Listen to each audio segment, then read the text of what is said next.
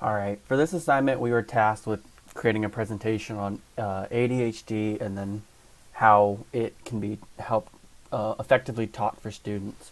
Um, some things involved, it can help a student, it can help the teacher, and it can help the families of the student that have ADHD or attention deficit hyperactive disorder. So what is ADHD? The definition of ADHD is an individual that has chronic and serious inattentiveness, hyperactivity, and/or impulsivity that is more severe and occurs more frequently than in their peers. That is the common definition that is found in the Diagnostic and Statistical Manual of Mental Disorders. So for ADHD, the book defined three different styles. The predominantly inattentive. This is for the person that is a daydreamer. This is the student that isn't going to be irrational and act kind of sporadically. This is going to be someone who just won't hear the teacher talk sometimes, will forget to do parts of an activity because they just don't think about it. This is more of a mental aspect of the ADHD than the physical. This is not going to be someone that causes outbursts or other outward displays of distraction. Next one is the predominantly hyperactive impulsive type. This is going to be the one that will say things out of turn, cause different actions because they're bored. Not because they're bored, because of ADHD, sorry. They're going to be more fidgety in their seats. They're going to have more problems sitting still. These are going to be the toe tappers, students that will blurt out answers when not called upon. This is more of the physical aspect of it than the mental aspect of it. This is kind of the inverse of the first one. And then finally we have the combined one. And this is the mixture of the previous two types. They can act in either the inattentive or the hyperactive side of it. It is going to be a combo of both, so they will display both, just not necessarily always at the same time. So what can you do? What type of interventions are there? There's behavior interventions, parent education, medication, academic interventions, and environmental supports. Behavior interventions, a lot of them you'll see, can go hand in hand, can be helped by environmental supports. I'll just talk about that a little bit more on the next slide. So behavior interventions, these are going to be the ones that focus on the behavior aspect and providing some structure and reward. If you want to help a student, you can give them verbal praise. You can say, good job on doing this activity. Give them this verbal praise, and that will make them want to do it consistently the same, and they'll feel the more rewards than if you didn't praise them. You can give them symbols of appropriate behavior. This can be like stickers or little physical manipulative objects that they can hold on to and feel as a guiding object. It can be something that they use to relate back to in the future. They include strategy. Like I said earlier, it goes hand in hand for behavior and environmental. If a student has trouble being a distraction, because they have trouble maybe looking out the window and they don't pay attention, you can move them to the front of the class and away from windows, because that can help them focus. Maybe they'll have a problem focusing if there's a mobile hanging on by a window or something and that catches their eyes. You need to be clear and you need to be calm. Students are going to mirror your behavior, especially if they have ADHD. A clear and calm command can be if a student that is hyperactive blurts out an answer. Don't openly berate them in front of the class. Just be like, hey, please raise your hand in the future, and that will be more effective for everyone involved. It doesn't need to be brash, and it doesn't need to be ineffective for the student. That isn't going to help anyone. Next one is parent education. It is important that the parents learn how to incorporate the information that the teachers are using. If the teacher is acting one way and the parents are acting the other, it is going to be unclear for the students involved, and it can just cause them to be not as effective in the teachings. You can invite the parents to sessions for strategies to help the students. This gives you more of a one-on-one with the parents and allows you to kind of discuss these ways that you can help the students. This way you guys are kind of coming together to help the student and show that you have their best interest.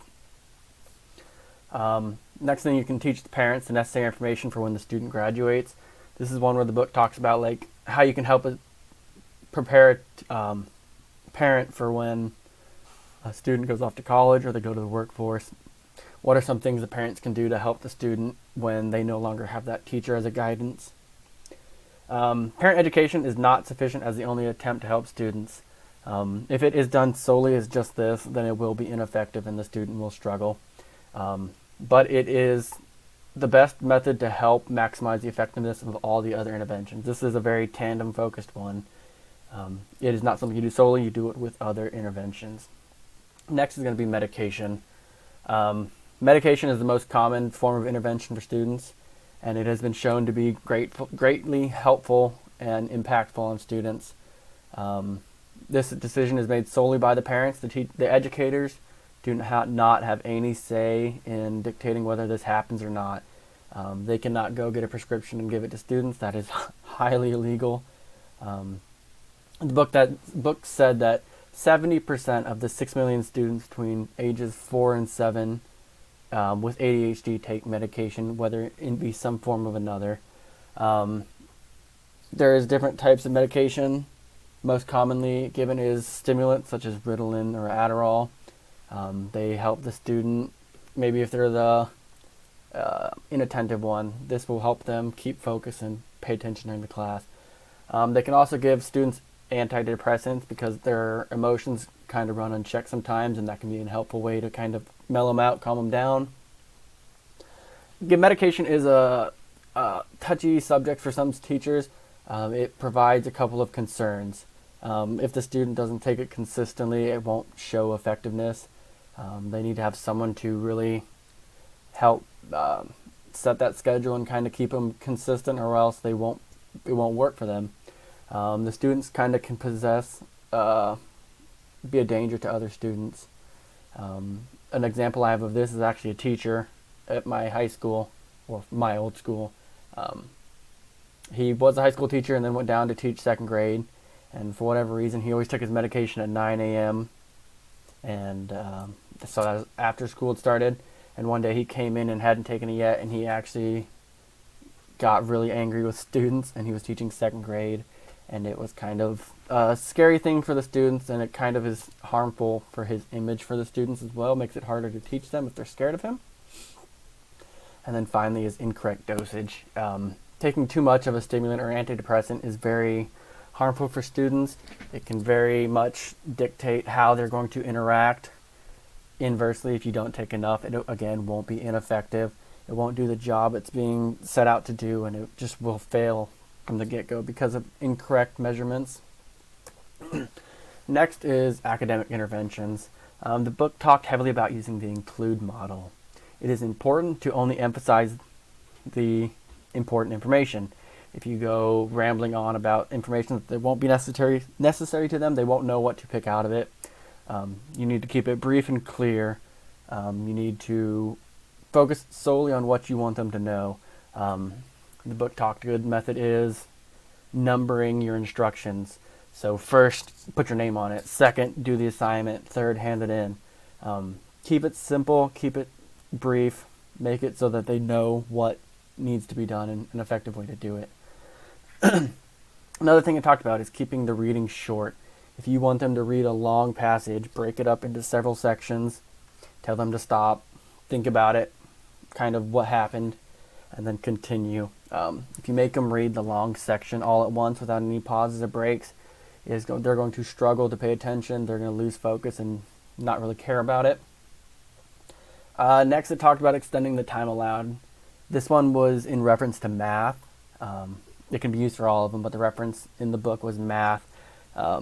They have trouble with formulas and being as efficient as other students. They may lose focus, and this causes them to kind of fall behind. Do it slower. Give them more time. Let them know what is expected of them and when they're supposed to do it. Finally, keep the students involved with questions and manipulatives during the assignments. If it is it's a call and response style. It will allow the students to stay engaged. If you give them some form of manipulative, like an object to hold, it will again be something that holds their focus so that they're not going to daydream out the window, and they're not going to not pay attention to the teacher. It is something that kind of draws and anchors them there. Next is environmental supports. Like I said, this one goes hand in hand with the include model with behavior interventions. Again, remove distractions such as mobiles or excessive stuff that will take the student's focus and make them kind of space off.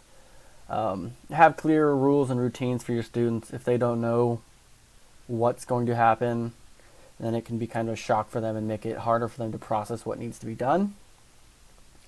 If you do make a change, make it ahead of time and allow them ample time to adjust. This way they're not thrown off and immediately agitated because they don't know how to handle themselves. And then finally, pace your lesson so that it allows repetitive actions to be paired with activities that have more variety. What's this one mean? This one means, like, if you're going to have something that they do every single day, make sure not to do 3 of those in a row. Make sure to do maybe a repetitive action and then maybe a free action that allows them to kind of use their imagination and kind of become a little bit more creative, and then go back to that repetitive motion. This will allow them to stay involved and not become bored or just too used to the monotony of it. That will kind of help them out. Finally, we have the families of children with ADHD. There are no set characteristics of a family with ADHD. It's not going to be the same cookie cutter style for every family. Every family is going to function differently. They're going to have their different quirks and workings that help them deal with the ADHD. It is also important that the families know it is not their fault with the student that has ADHD. The student is going to act erratic at times, and they need to know they're not at fault for it, but they also need to expressively know, and the student needs to know that they're not allowed to just get away with everything. They still have rules to follow, and they are still being held to these standards. And then finally, these families are going to have a lot of stress.